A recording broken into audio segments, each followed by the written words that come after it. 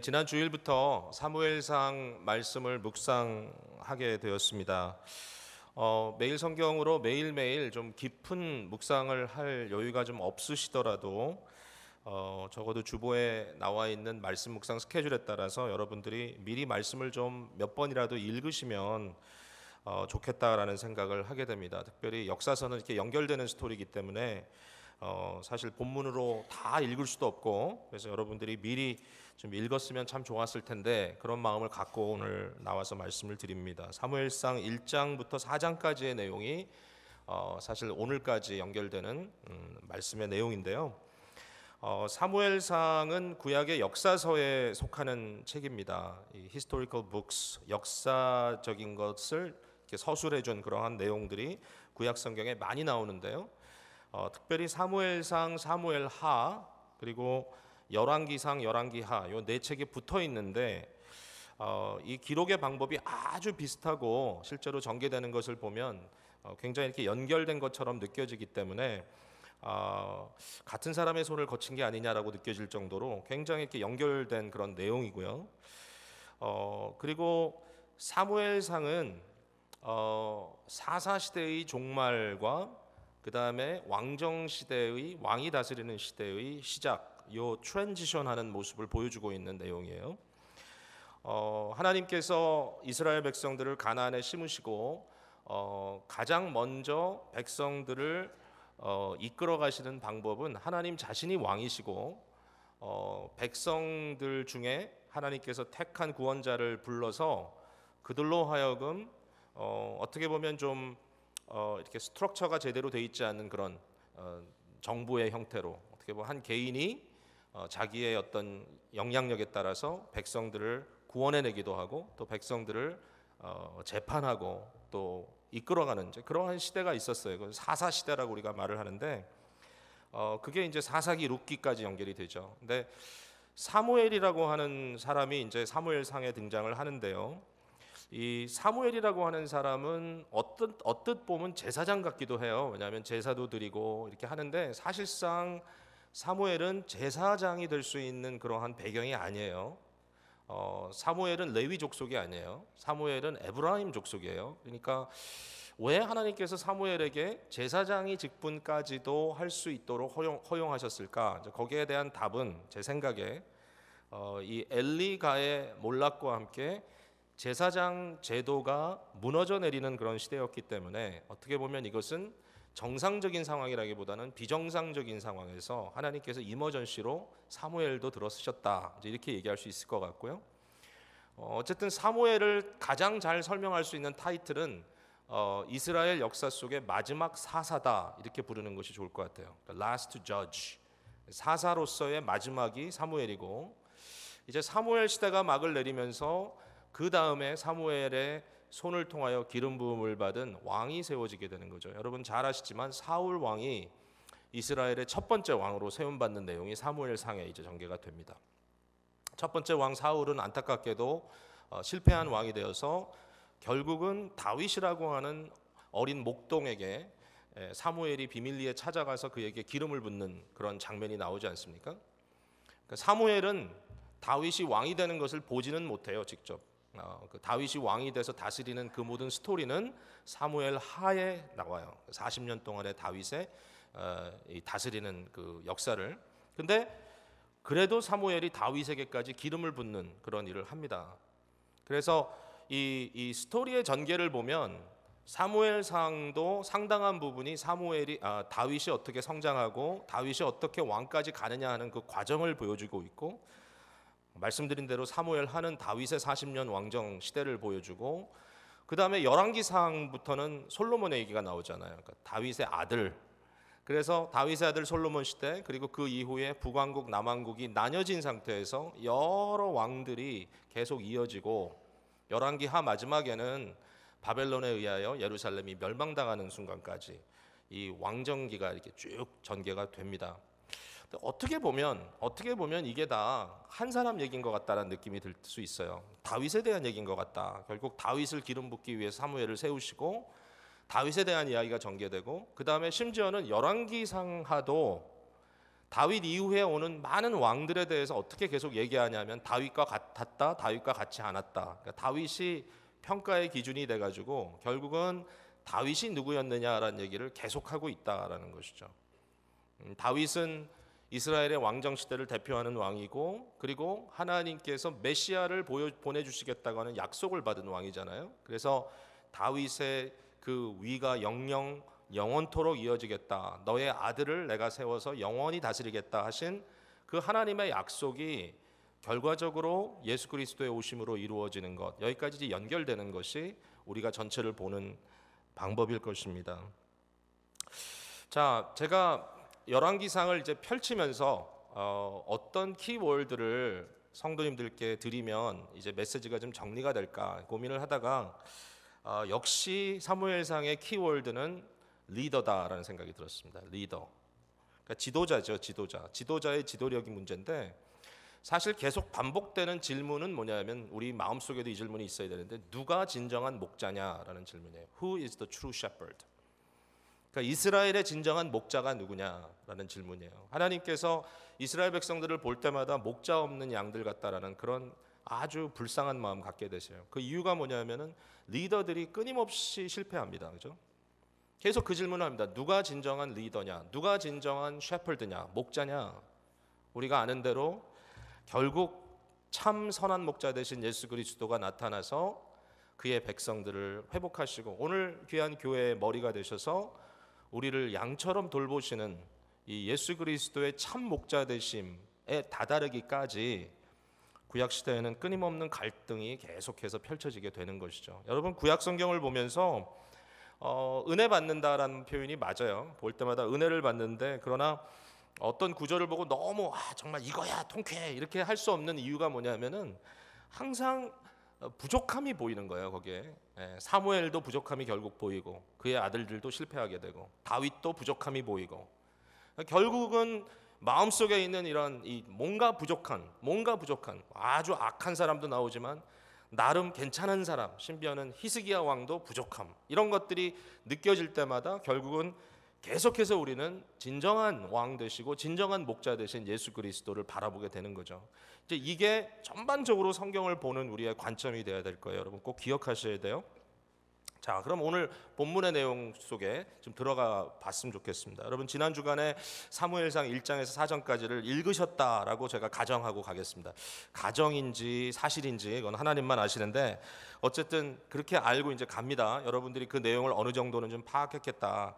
근데 사실 뭐 간단하게 설명을 하자면 이런 거예요. 사무엘상 1장 제일 앞부분에는 엘가나라고 하는 사람의 가정의 해프닝이 이렇게 등장을 하는데, 말 그대로 굉장히 사소한 가정사로부터 이렇게 시작이 됐는데, 이게 쭉 지나가다가 가정사가 몇 군데서 등장하고 그 다음에 이것이 국가적인 문제로 나타납니다. 가정사가 국가사가 되고요. 그 국가라는 건 이스라엘 나라고, 이스라엘 나라는 그냥 일반 국가가 아니라 믿음 공동체란 말이죠. 신앙 공동체. 그러니까 오늘로 얘기하면 교회 같은 거라는 거죠. 그러니까 이 구약의 구약 교회라고 말할 수 있는 신앙 공동체, 이 국가 이스라엘이 사장에 가서 어떤 상황이 되느냐 하면은 망해요. 망해. 그러니까 이게 하나의 마이크로 스토리예요. 사실은 사무엘상 1장에서 4장에 나오는 얘기가 전체 스토리를 다 보여주는 것과 마찬가지예요. 결국은. 왜냐하면 결국 망하잖아요. 바벨론에 의하여. 그 다음에 뒷부분에 가도 똑같은 상황이 벌어지는 거예요. 사무엘상 뒤에도 어떻게 되죠? 사울이 나오지만 사울과 모든 자녀들이 똑같은 블레셋에 의해서 망해요. 그러니까 이 스토리가 그렇게 진행이 돼요. 1장에서 4장도 하나의 전체적인 스토리로 사무엘이 등장하는데, 그 사이에 엘리의 가정이 있고, 엘리의 가정이 나라를 다스리던 그러한 시대에 결국은 그 나라가 몰락하는, 신앙 공동체가 완전히 망가지는 그 장면이 나와요. 4장 마지막 장면 너무 슬퍼요. 너무너무 슬퍼요. 거기에 엘리 제사장의 며느리가 나와요. 며느리가 금방 뭘 들었냐 하면은 이스라엘이 패했다. 수만 명이 죽었다. 전쟁터에서 블레셋에 의해서. 너의 남편도 죽었다. 홈리와 비느하스 두 아들이 다 죽었으니까요. 그리고 너의 시아버지도 죽었다. 쓰러져 죽었어요. 목 부러져서. 근데 이 얘기를 듣는 이 여인이 애를 낳아요. 산통이 왔어요. 그래가지고 애를 낳는데 죽어요. 여인이 죽어가요. 마지막 죽는 순간에 아들을 낳았다. 기운 차려라 이렇게 얘기하니까 이 여인이 죽으면서 마지막 마지막 입에서 나온 말이 뭔지 아세요? 이가봇. 그러고 죽어요. 이가봇. 이가봇이 뭐냐면 영광이 떠났다. 여러분, 이걸 레위기랑 연결하면 금방 연결되잖아요. 하나님의 영광이 구름같이 임하셨던 그 법궤까지 빼앗겨버린 이스라엘의 이 비극 속에, 운명 속에 이 마지막 이 한 여인이 이가봇 그러면서 죽는 것으로 사장이 끝나요. 자, 벌써 드라마가 이제 이렇게 나오잖아요. 근데 자, 내용을 좀 살펴볼게요. 오늘은 제가 시간이 되는 범위 안에서 말씀을 맺도록 그렇게 하겠습니다. 할 얘기가 너무 많은데 특별히 좀 말씀에 들어가서 스토리 속에 집중해야 될 부분들을 좀 찾아볼게요. 깊이 들여볼게요. 자, 이렇게 시작하면 좋겠습니다. 결국은 가정의 문제로부터 시작된다라는 거예요. 결국은 가정의 문제로부터 시작된다. 이것이 국가의 문제가 되고 이것이 결국 하나님의 나라에 이끌려져가는 그런 모습으로 나타난다. 오늘이 특별히 어버이 주일 또 어머니 주일이라서 이 말씀을 이렇게 푸는 건 아니고요. 정말 사무엘상을 보는 순간에 1장부터 4장까지 어디에 집중을 해야 될까 굉장히 고민하면서 말씀을 반복해서 읽고 또 읽는데 거기에 입체적으로 등장하는 이미지는 가정에 대한 이미지가 정말 피할 수 없는 내용이었단 말이죠. 근데 이걸 볼 때마다 굉장히 마음에 큰 부담들이 있었어요, 제 마음에. 근데 결국 여기서 시작을 해야 되겠다라는 생각이에요. 결국 가정의 문제로부터 시작됐다라는 거죠. 자, 처음에 엘가나라고 하는 한 남자가 등장합니다. 에브라임 지파 사람입니다. 상당히 부유한 사람 같아요. 그가 1년에 한 차례 가족을 데리고 하나님의 장막이 있었던 그 당시에 실로라는 곳에 와서 제사를 드리는데 우리가 제사제도 받잖아요. 비둘기 몇 마리 갖고 오는 제사가 아니에요. 여러 짐승을 가지고 와서 자녀들을 두고 또 자기 집안을 위해서 제사를 드리는데 보면 상당히 부유한 사람이었다라는 걸 느낄 수가 있어요. 엘가나에게 두 아내가 있습니다. 한 아내의 이름은 분인나고요. 다른 아내의 이름은 한나입니다. 여러분, 분인나는 기억하는 사람이 별로 없죠. 네. 그리고 딸을 낳아도 분인나라는 이름을 지어주는 엄마는 거의 없죠. 엄마 아버지는. 근데 대부분 한나라고 이름을 져주는데 근데 언뜻 보면은 분인나가 한나보다 잘났어요. 분인나는 자녀가 많아요. 한나는 불임이에요. 불임. 아이가 없어요. 그러니까 이러한 상황 속에서 지금 가정의 일종의 다이나믹스가 벌어지는데 자, 엘가나라고 하는 남편은 언뜻 보면 굉장히 정상적인 아버지 같은데 또 한편 보면 굉장히 편애하는 아버지. 그래서 한나를 분인나보다 더 사랑하는 것 같다라는 이미지를 많이 받게 됩니다. 자, 그래서 한나가 자녀가 없었음에도 불구하고 분인나보다 더 많은 포션을 이렇게 나눠주고 하는 그런 모습들이 나오는데 한나가 못 견디는 건 뭐냐면은 자녀가 없는 것도 그 당시에 굉장한 수치임에도 불구하고 이 자기의 적수라고 표현되어 있는 라이벌인 이 분인나가 계속 심히 한나를 격동시키는 거예요. 못 살게 구는 거예요. 그 이유는 뭐겠어요? 네가 내 남편의 사랑을 더 차지해? 이거 못 견디는 거죠. 그래가지고 막 이렇게 막 못 살게 구니까 결국 앞에 보면은 한나는 어떤 여인인가 하면 정말 별로 대수롭지 않은 여인이에요. 여기 보면 그걸 경험하면서 막 울어요. 울면서 뭘 하냐면 먹질 않아요. 근데 이때에 등장하는 엘가나의 모습은 굉장히 로맨틱한 가예요. 여러분 안 믿어져요? 1장 8절을 한번 읽어볼게요. 제가 그의 남편 엘가나가 그에게 이르되 한나여, 그 남자가 와이프의 이름을 불러주면은 그 자체가 굉장히 로맨틱하잖아요. 야 영수가 뭐 이러면서 불러주는 거예요. 한나여 어찌하여 울며 어찌하여 먹지 아니하느냐 어찌하여 그대의 마음이 슬프냐 내가 그대에게 10 아들보다 낫지 아니하냐. 뭐 굉장히 멋있는 로맨틱한 라인이잖아. 야 분인나 아이가 많이가 많아봤자 무슨 소용이냐. 내가 너에게는 아들 10명 있는 것보다 나의 사랑이 더 낫지 아니하냐. 굉장히 로맨틱하죠. 자, 이런 식으로 이제 드라마가 이렇게 형성이 되는데 제가 이렇게 생각을 해봤더니 그 여기에다가 딱 빠진 요소가 하나 있어요. 뭐냐면 아주 잔인한 시어머니만 하나 딱 집어넣어 놓으면 완전히 한국 드라마 막장 드라마가 되더라고요. 내용이 다 있어요 그 안에. 근데 여기에 터닝 포인트가 나오는 거예요. 터닝 포인트가. 그럼 터닝 포인트가 뭐냐라고 봤을 때 이 한나라고 하는 징징대는 여자가 정말 별 볼 일 없는 걸로 징징대면서 남편을 못 살게 굴던 이 여자가 갑자기 턴어라운드 하는 부분에서 자, 그 순간에 하나님께 나와 기도를 하는데 이 여인이 어떤 기도를 하냐면은 완전히 하나님께 취한 기도를 합니다. 하나님께 몰두한 기도를. 얼마나 몰두했냐면은 이 여인을 보는 순간에 엘리가 제사장이 그 여인을 보고 술 취했다라고 결론을 내렸습니다. 너 술 취했다. 왜 대낮부터 술 취했느냐? 그랬더니 이 여인이 하는 말이 이런 얘기를 합니다. 술 마신 거 아닙니다. 15절에 내가 여호와 앞에 내 심정을 통한 것뿐입니다. 이렇게 얘기합니다. 여기서부터 이 여인의 기도가 느껴지기 시작하는 거예요. 하나님께 내 마음을 통했다. 하나님께 내 마음을 쏟아부었다라는 의미도 있고요. 근데 여기에 중요한 건 뭐냐면 하나님과의 어떤 깊은 교통이 일어났다는 거예요.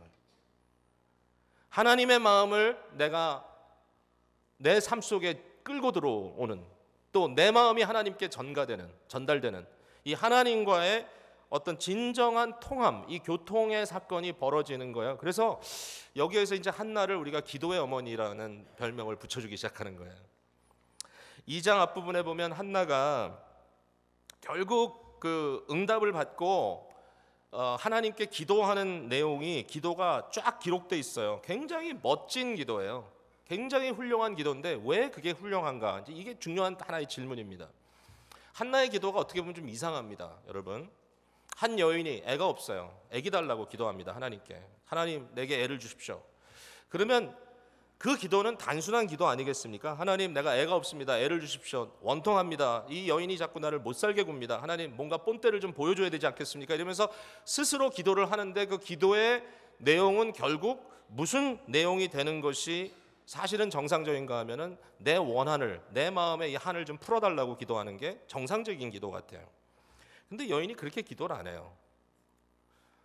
퍼스널하게 자기의 개인적인 문제를 해결해 달라고 기도하는 게 아니라 여인이 뭐라고 기도하냐면 하나님, 내게 아들을 주시면 그 아들을 하나님께 돌려드리겠습니다. 내게 아들을 주시면 그 아들을 하나님께 돌려드리겠습니다. 근데 어떤 식으로 돌려드리겠다고 얘기하냐면 이 아이를 평생 나실인으로 하나님께 드리겠습니다. 나실인은요, 일반 삶과 구별된 자녀입니다. 사실은 자녀의 입장에서 봤을 때는 행복할 수 없는 삶이에요, 어떻게 보면. 그 자녀 자체가 만약에 이 한나라는 여인에게 그것이 목적이었다면 도저히 할 수 있는 얘기가 아니에요. 하나님, 이 아이를 하나님께 완전히 구별해서 주의 도구로만 드리겠습니다. 그 다음에 자기가 그 뒤에서 그 아이를 조정하겠다는 얘기도 아니에요. 사실 어린 시절의 사무엘을 돌보기 위해서도 1년에 한 번 겨우 올라와서 그 아이를 위해 옷을 지어주고 그 아이를 위해서 옷을 주고 갑니다. 근데 나중에 장면에 한나는 더 이상 등장하지 않아요. 이 아이는 결국 완전히 하나님께 드려진 바 되는 아이가 되는 거예요. 이런 기도를 드릴까 왜? 요새 가끔 서원하는 이야기하면서 하나님께서 아이를 주시면 내가 이 아이를 사역자로 키우겠습니다. 그런 정도의 포인트가 아니고 완전히 구별해서 나와는 상관없는 아이로 키우겠습니다. 근데 한나의 기도를 들어보면 이런 포인트를 우리가 받을 수 있어요. 뭐냐면 이 기도 속에 사람의 행복이나 불행에 대한 이야기가 들어가 있지 않다는 거예요. 하나님, 나를 좀 행복하게 해주십시오. 하나님, 내 원한을 좀 풀어주십시오. 하나님, 내 마음의 소원을 좀 들어주십시오가 아니고 하나님의 주권을 주제로 해서 기도한다는 거예요. 2장에 그 내용이 나와요. 하나님의 주권이에요. 그러니까 결국 뭐냐 하면 한나의 기도는 개인적인 매터로서 기도하는 것이 아니라 한나의 기도는 하나님의 주권에 대한 기도를 하고 있다. 하나님의 성품. 한나가 이런 기도를 하거든요. 심히 교만한 자들을 누르시고 정말 낮아진 자들을 일으키시는 분이 하나님이십니다. 부유한 자들을 누르시고 가난한 자들을 진토에서부터 일으키는 분이 하나님이십니다. 여호와는 죽이기도 하시고 살리시기도 하십니다. 여호와는 가난하게도 하시고 부하시게도 하시며 낮추시기도 하시고 높이기도 하십니다. 그러면서 이 한나가 어떤 기도를 지금 하고 있냐면 이 기도 속에 하나님, 나를 사용하셔서 이 순간에 나를 통하여 하나님이 어떤 분이신가를 세상에 선포해 주십시오. 결국 나의 인생을 통하여 하나님의 설교를 좀 해주십시오. 하나님이 어떤 분이며 어떤 주권자이며 어떤 일을 하시는 분이며 이 세상에 어느 누구도 교만하여 하나님을 대적할 수 없다는 사실을 하나님이 선포해 주십시오 라고 기도하는 거예요. 이게 이제 오늘날 소위 우리가 말하는 킹덤 프레이어, 하나님의 나라를 구하는 기도라고 얘기합니다. 이게 근데 사무엘의 메시지예요. 하나님께서 세상을 다스리시고 그가 원하는 자들을 일으켜서 세상을 움직이시고 결국 다윗에게 기름을 부으시는 장면에서도 사무엘조차도 외모를 보고 이새의 가장 큰 아들인 엘리압을 보고 야 정말 이 아들 키도 크고 잘생겼다, 이 아들이야말로 왕감이구나 라고 얘기했을 때 하나님께서 말씀하시죠. 사람은 외모로 보나 나는 중심을 본다. 그 사람 아니다. 어린 목동 다윗에게 기름 붓도록 하시는 하나님의 주권인 거예요. 그때 한나가 그걸 캐치한 거예요. 이 기도의 어머니 한나의 모습은 셀피시하고 자기를 프루브하기 위한 기도가 아니라 하나님을 증명하기 위한 기도였다는 거. 오늘 우리가 좀 생각해 봐야 될 이슈인 것 같아요. 자, 여기 이제 한 가정을 더 들여다봐야 되는데 엘리 제사장의 가정입니다. 엘리 제사장은 당시 최고의 권력자이고요, 이스라엘의 실세입니다. 이 엘리에게 두 아들이 있습니다. 홈니와 비느하스라는 이름을 가진 아들인데 이 두 아들도 레위의 자손들이고 이 두 아들도 제사장의 아들들이기 때문에 당연히 그들도 그 당시의 시스템에 따라서 그들도 제사장 역할을 하고 있습니다. 근데 뭐 하는 짓이 아주 엉망입니다. 앞부분에서 우리가 읽었지만 내용이 뭐 어떤 건가 하면은 자기가 먹고 싶은 고기, 제물로 바치는 거와 상관없이 그냥 제물로 가져온 고기 중에 자기가 먹고 싶은 것부터 다 이렇게 끄집어서 먹는 겁니다.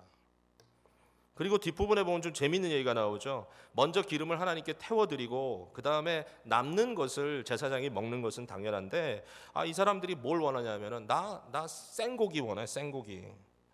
그래가지고 자기가 먹고 싶은 대로 구워 먹겠다는 거예요. 그러니까 스테이크 파티를 하기 위해서 하나님께 제물이 드려지기도 전에 먼저 가로채는 그런 모습이에요. 그래서 이제 이걸 보고 이렇게 써 있어요. 이 소년들의 죄가 여호와 앞에 심히 크면 그들이 여호와의 제사를 멸시했다.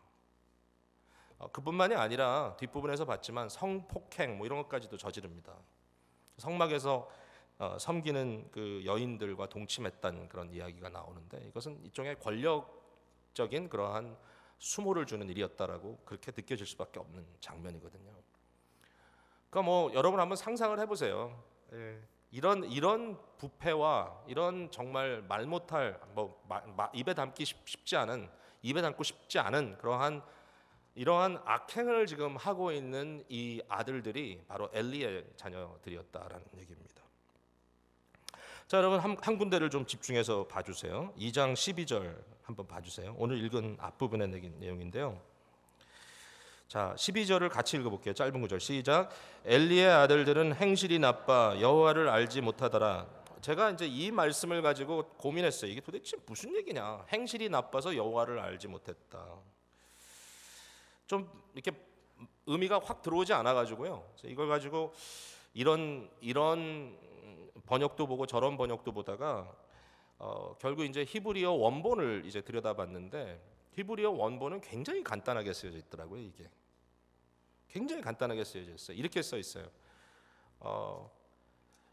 베네 엘리 베네 벨리알 그렇게 써 있어요. 이게 무슨 얘기인가 하면 베네라는 말은 아들, 누구의 아들, 엘리의 아들 이렇게 되죠. 베네 엘리. 근데 너무 재밌는 게 베네라는 말, 무엇의 아들이란 말이 또 반복돼. 베네 벨리알. 벨리알이라는 말은 뭐냐면 영어로 하면 worthlessness, 하나의 명사입니다. 무가치함. 보세요. 엘리의 아들, 무가치함의 아들. 그 다음에 나오는 건 뭐냐면 몰랐다 여호와를 이렇게 써 있어요. 그게 다예요. 단어가. Sons of Eli, sons of worthlessness, did not know Yahweh 이거예요. 근데 너무 재밌잖아요. 그 표현이. 엘리의 아들들, 무가치의 아들들. 똑같은 말이 반복되는데 아들들이라는 말이 그 사이에 하나는 엘리, 하나는 무가치함. 물론 무가치함의 아들들이라는 표현이 히브리적인 표현으로 무가치한 인간들이었다 이런 말도 돼요. 근데 그 구절을 놓고 보면 굉장히 독특해요. 엘리의 아들들, 무가치의 아들들. 그래서 만약에 히브리어에서 많이 쓰고 있는 평행적인 표현이 거기에 적용이 된다면 그걸 이제 평행적으로 보는 거예요. 엘리의 아들들, 무가치의 아들들. 아들들이라는 말은 동일하니까 그러면 달라진 두 단어가 동일한 의미를 갖고 있다라고 볼 수 있거든요. 그럼 보면 어떻게 보냐면 엘리는 무가치하다 이렇게 돼요. 아들들이 무가치한 게 아니라 어떻게 보면 이 본문의 어떤 그 내용 이렇게 문자적으로 보면 엘리의 아들들은 무가치의 아들들이었다. 결국은 똑같은 아들들이니까 엘리가 무가치했다라고 얘기하면 말이 돼요. 엘리가 무가치했다. 근데 정말로 사무엘상의 엘리 아들들에 대해서 이야기하는 모습을 보면요, 하나님께서 직접 아들들에게 나타나서 아들들을 책망하는 장면은 전혀 나오지 않아요. 근데 하나님께서 엘리를 책망하는 장면은 몇 번 나와요. 직접 사람을 보내서 책망하고 어린 사무엘의 귀에 들리게 책망하고, 결국은 보니까 엘리 아들들의 행실의 문제를 따진다기보다는 엘리 자신의 문제를 다루고 있는 것이 아닌가라는 느낌을 자꾸 받게 되는 거예요. 자, 어떻게 엘리가 무가치했느냐? 여기에 대해서 두 가지의 무가치함을 볼 수 있는데, 첫 번째는요, 엘리의 아들들이 아버지를 전혀 존중하지 않았어요. 25절에 나오잖아요. 그들이 자기 아버지의 말을 듣지 아니하였으니 이는 여호와께서 그들을 죽이시기로 뜻하셨습니다. 물론 거기에 대한 이유는 그들이 심판을 당할 수밖에 없는 자들이었다는 말을 하고 있지만, 그러나 표현적으로 가슴 아프게 우리에게 다가오는 것은 뭐냐면은 그들이 자기 아버지의 말을 듣지 않았다는 거예요. 아버지를 가치 있게 생각 안 했다는 거예요. 이게 얼마나 아픈 얘기예요, 부모된 자에게. 엘리는 이스라엘의 최고 권력자예요. 엘리는 이스라엘에게 하나님의 말씀을 전달하는 자예요. 근데 그의 말을 아들들이 가치 없게 느꼈다는 거예요. 여기에 문제가 발견되는 거예요. 심각한 문제가. 여러분, 목회자의 자녀들이 잘못된다 뭐 이런 얘기도 많이 듣고요. 교회 리더들이신 분들의 자녀들이 믿음이 없고 믿음을 떠나는 모습들이 있다. 장로님들의 자녀들이 문제가 있다. 이런 이야기를 할 때 그것이 마음이 아픈 이유는 뭐냐면 이거예요. 부모는 말씀을 전하는 자고 하나님의 말씀을 적용하여 치리하는 입장에 있는 자들인데 그 자녀들이 그 부모의 말을 말같이 여기지 않는다. 이게 아픈 거예요. 리더에 대한 이야기라고 지금 말씀드렸어요. 근데 이제 결국은 리더가 몇몇 사람을 얘기하는 것만 아닌데, 솔직히 리더의 입장에 있는 제 자신으로서도 가슴 아픈 일이에요. 이건 너무 힘들어요. 한 나라의 지도자가 지도자로 세움받은 자들이 자식들 앞에 말빨이 서지 않았다. 아픔이 있는 거죠. 사실 더 심각한 이제 이 무가치함이 나오는데요. 엘리가 아버지 자신의 마음이 아버지 역할을 하지 못했다는데 여기 지금 심각한 문제가 등장을 또 해요. 우리가 읽진 않았습니다만 2장 29절에 하나님께서 하나님의 사람을 보내서 엘리를 책망할 때 이런 책망을 합니다. 너희는 어찌하여 29절에 너희는 어찌하여 내가 내 처소에서 명령한 내 제물과 예물을 밟으며 내 아들들을 나보다 더 중히 여겨 내 백성 이스라엘이 드리는 가장 좋은 것으로 너희들을 살찌게 하느냐. 자, 여러분, 이 말 속에 사실은 단순하지 않은 하나님의 책망이 들어가 있어요. 하나는 뭐냐면 이거예요. 왜 네가 너를 살찌게 하느냐 이거예요. 왜 너를 살찌게 하느냐. 알고 봤더니 나중에 엘리가 죽는 장면에서 너무 비참해요. 엘리가 아주 비대한 자로 나와요. 아주 살이 디룩디룩 쪄가지고 결국은 뒤로 넘어져가지고 목이 부러져 죽어요. 알고 봤더니 아들들이 재물 중에 맛있는 부분만 뽑아와가지고 그거를 가지고 스테이크 파티를 했을 때 엘리도 같이 먹었던 거예요. 엘리가 거기에서 무관했던 게 아니에요. 눈 감고 있었어요. 근데 사실 더 심각한 얘기 나오잖아요. 내 아들들을 나보다 더 중히 여겼다. 자녀들에 대한 행복, 자기가 생각하는 자녀에 대한 행복이 하나님을 중히 여기는 것보다 더 중히 여겼다. 내 생각에 자식을 위하는 일이라면 하나님에 대한 것들이 뒷전으로 갈 수 있는 그러한 아버지였다. 예배도 뒤로 가고 성경적인 가치관도 뒤로 가고 올바른 훈계도 뒤로 가고 결단도 뒤로 가고 결국은 하나님을 위하여, 하나님의 나라를 위하여 거룩한, 경건한, godly한 모습들이 전혀 보여지지 않은 그러한 굉장히 세속적인 마인드를 갖고 있던 아버지의 모습이 아니었느냐. 이 아픔이 있는 거예요. (3장 13절에) 사무엘에게 전한 말은 엘리에 대해서 이거예요. 그가 아는 죄악 때문이니, 엘리가 알고 있었다는 거예요. 이는 그가 자기 아들들이 저주를 자청하되 금하지 아니하였습니다. 아들들이 저주를 자청하며 사는데 금하지 않았다. 앞부분에 보면 타일르는 얘기가 나오지 않습니까? 근데 마음속에 우리가 이런 질문이 있어요. 이 상황에서 아버지가 자식을 위하여 할 수 있는 게 뭔가라는 거죠. 말해도 안 듣는데, 여러분 말을 해도 안 들어요. 자녀들이 좀 올바로 판단하고 살아라, 안 들어요. 그거 하지 좀 마라, 안 들어요. 교회에 좀 나와서 신앙생활 해라, 안 들어요. 안 듣는 걸 어떡하란 말이에요. 그죠? 타일러도 안 되는 걸 도대체 뭘 어떻게 해야 되는 거죠, 이 상황에서? 아버지로서 적어도 내 역할이 뭐지? 내가 아버지로서 어떻게 가치 있는 존재가 될 수 있는 거지?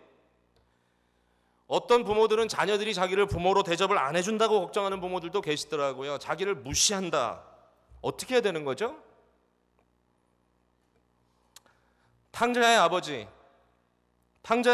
생각을 좀 해볼 수도 있겠죠. 포기하지 않는 아버지, 돌아올 그늘이 되어준 아버지, 가장 절망적인 순간에 아들의 머리에 떠오른 아버지, 굉장히 좋죠. 근데 뭔가 마음속에 해결되지 않는 것 같아, 이게. 그래서 힘들어요. 이게 메시지가 힘들어요, 저한테도. 이걸 어떻게 하라는 얘기인가 지금. 근데 그냥 제가 할 수 있는 말씀은 이 말씀까지 할 수 있는 것 같아요. 엘리를 보면, 특별히 엘리의 이 4장 마지막 죽는 장면을 보면 엘리의 마음이 너무 굳어 있어요. 엘리의 마음이 얼음장이에요. 엘리의 마음이 딱딱하게 굳었어요. 블레셋과 전쟁에 나갔던 백성들, 전쟁에 패하니까 전쟁을 한번 뒤집어 보겠다고 지성소에 있는 법궤까지 메고 나갔어요. 아들들이. 전령이 옵니다. 엘리가 의자에 앉아서 이러고 있다가 전령이 와서 하는 얘기를 듣습니다. 엘리 제사장님, 전쟁에 패했습니다. 수만 명이 죽었습니다. 당신의 두 아들도 죽었습니다. 근데 거기까지는 엘리가 이렇게 들어요. 마지막에 한마디 합니다. 여호와의 법궤를 빼앗겼습니다. 그랬더니 깜짝 놀라서 뒤로 나가 자빠져 죽어요.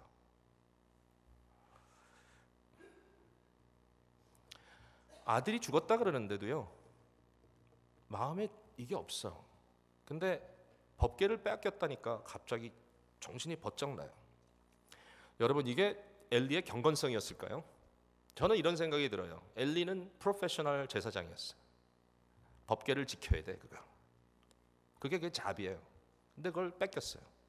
큰일 났어요. 엘리라고 하는 사역자에게 그의 마음속에 뭐가 있었냐? 어떻게 보면 그는 자기 사역이 있었던 것 같아요. 자기의 레피테이션이 있었고, 내가 그래도 제사장으로 성공했었다. 내가 목회자로서 성공했었다. 내가 적어도 사업가로서 성공했었다. 내가 세상에서는 사장님 소리 들었다. 그게 머릿속에 있는 것 같아요. 그걸 빼앗길까 봐, 그것을 놓칠까 봐, 그것 혹시 사람들이 자기 별 볼 일 없는 사람이라고 얘기할까 봐 절절매고 있는 엘리가 그 마음속에는 아들들이 하나님의 심판을 받아 땅에서 끊어지고 그의 가정이 몰락한다는 이야기를 들어도 마음이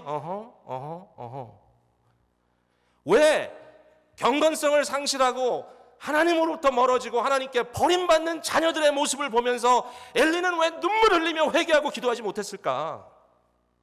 왜 그의 마음이 하나님 앞에 무너지지 않았을까? 왜 그는 하나님께 무릎 꿇지 못했을까?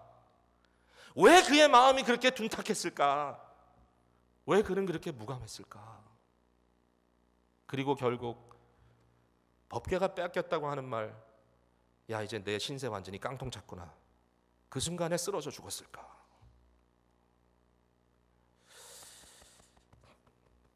제게 두시는 큰 도전인 것 같아요.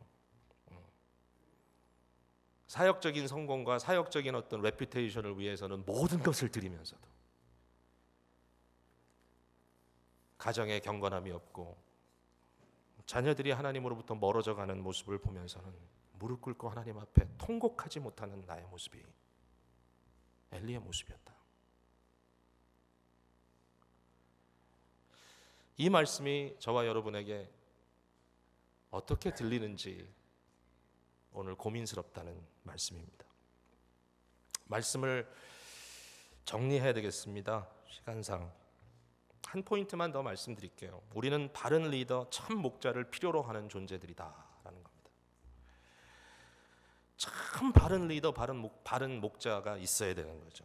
근데 답은 그리스도 예수가 우리의 진정한 목자라는 것입니다. 예수님이 우리의 참된 목자입니다. 사무엘은 하나님께서 예비하신 지도자로 나오는데요. 사무엘을 예수 그리스도의 그림자로 아주 굉장히 정확하게 찝어서 보여주는 장면이 하나 있습니다. 그게 26절입니다. 우리 같이 읽었던 26절. 아이 사무엘이 점점 자라매 여호와와 사람들에게 은총을 더욱 받더라라고 써 있는데, 여러분이 관주 성경을 갖고 있다면, 그 레퍼런스 바이블을 갖고 있다면 분명히 레퍼런스에 누가복음 2장 52절이라고 나와 있을 겁니다. 분명히. 왜냐하면 똑같은 표현이 예수님께 적용이 됩니다. 예수는 지혜와 키가 자라가며 하나님과 사람에게 더욱 사랑스러워 가셨다. 근데 이 사랑스러웠단 말과 여기에 은총을 더욱 받았다. favor 똑같은 말입니다.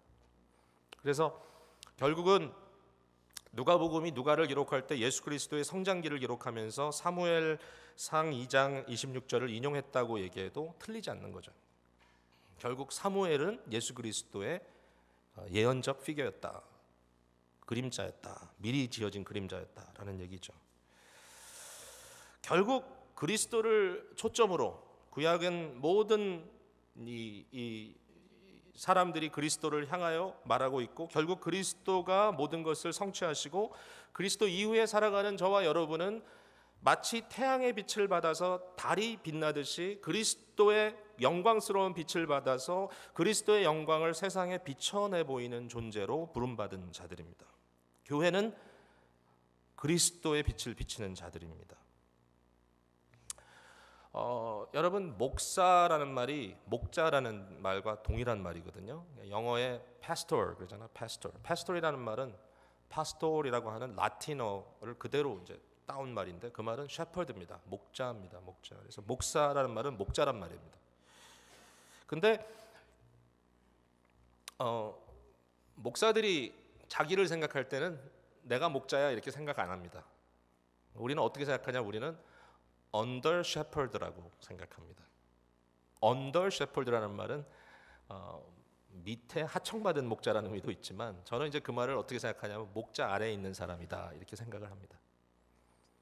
under shepherd, 참 목자 되신 예수 그리스도를 닮아갈 때만, 참 목자 되신 예수 그리스도를 비춰낼 때만 의미가 있는 존재라는 뜻입니다. under shepherd. 근데 여러분, 목사만 언더 셰퍼드가 아니고요. 여러분 다 언더 셰퍼드입니다. 가정의 부모이고요. 또 여러분 맡은 일들도 있고요. 교회에서 직분자이기도 하고요. 많은 분들이. 근데 그것보다 한 단계 더 나가서 우리는 세상의 언더 셰퍼드입니다. 왜냐하면 믿는 사람들을 향하여 너희들은 세상의 빛이요 세상의 소금이라고 얘기합니다. 여러분, 하나님이 세상이 잘못한다고 탓하지 않습니다. 이 세상이 왜 이래? 그런 얘기 안 해요, 하나님은. 근데 하나님의 사람들이 썩을 때, 리더들이 망가질 때 하나님은 질책하십니다. 세상이 잘못됐다라고 이야기하는 것은 어떻게 보면 사무엘상적인 관점이 아닙니다. 애꿎은 백성들만 죽었습니다. 리더의 문제입니다. 세상이 망가져갑니다. 교회의 문제입니다. 성도들의 문제입니다. 리더의 문제입니다. 모든 사람들은 그리스도 아래에 있는 언더 셰퍼드입니다. 이것이 우리의 책임입니다. 오늘 주님 앞에 우리의 서 있는 자리를 깊이 고민하면서